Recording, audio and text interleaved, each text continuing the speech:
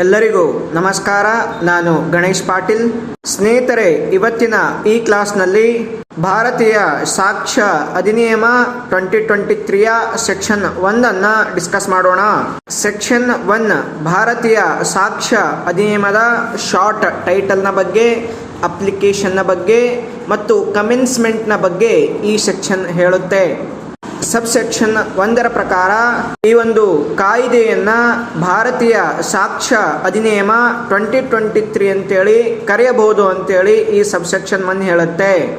Subsection 2 ಪ್ರಕಾರ ಈ ಭಾರತೀಯ ಸಾಕ್ಷ್ಯ ಅಧಿನಿಯಮ ಎಲ್ಲಾ ತರಹದ ಜುಡಿಷಿಯಲ್ ಪ್ರೊಸೀಡಿಂಗ್ಸ್ಗಳಿಗೆ, ಈ ಜುಡಿಷಿಯಲ್ ಪ್ರೊಸೀಡಿಂಗ್ಸ್ಗಳು ಕೋರ್ಟ್ನ ಒಳಗಡೆ ಅಥವಾ ಕೋರ್ಟ್ನ ಎದುರುಗಡೆ ಇವುಗಳಿಗೆ ಈ ಒಂದು ಕಾಯ್ದೆ ಆಕ್ಟ್ ಅಪ್ಲೈ ಆಗುತ್ತೆ.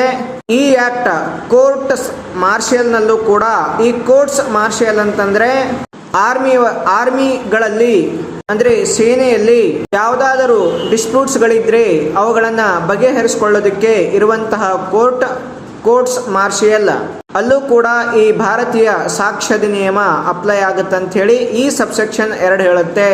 ಆದ್ರೆ ಈ ಭಾರತೀಯ ಸಾಕ್ಷ್ಯ ಅಧಿನಿಯಮ ಏನಿದೆಯಲ್ಲ, ಯಾವುದೇ ಕೋರ್ಟ್ ನಲ್ಲಿ ಅಥವಾ ಯಾವುದೇ ಆಫೀಸರ್ನ ಎದುರುಗಡೆ ಪ್ರೆಸೆಂಟ್ ಮಾಡುವಂತಹ ಅಫಿಡವಿಟ್ ಗಳಿಗೆ ಅಥವಾ ಆರ್ಬಿಟ್ರೇಟರ್ನ ಎದುರುಗಡೆ ನಡೆಯುವಂತಹ ಪ್ರೊಸೀಡಿಂಗ್ಸ್ ಗಳಿಗೆ ಈ ಭಾರತೀಯ ಸಾಕ್ಷ್ಯ ಅಧಿನಿಯಮ ಅಪ್ಲೈ ಆಗೋದಿಲ್ಲ.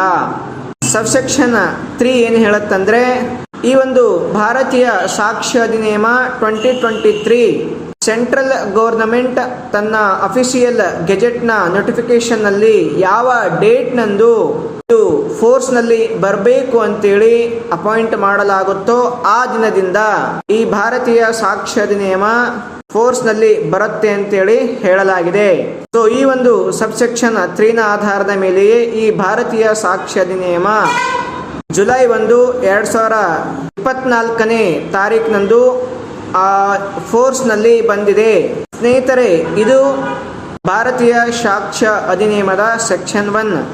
ನೆಕ್ಸ್ಟ್ ಕ್ಲಾಸ್ ನಲ್ಲಿ ಇನ್ನೊಂದು ಸೆಕ್ಷನ್ ಅನ್ನ ಡಿಸ್ಕಸ್ ಮಾಡೋಣ. ಎಲ್ಲರಿಗೂ ನಮಸ್ಕಾರ.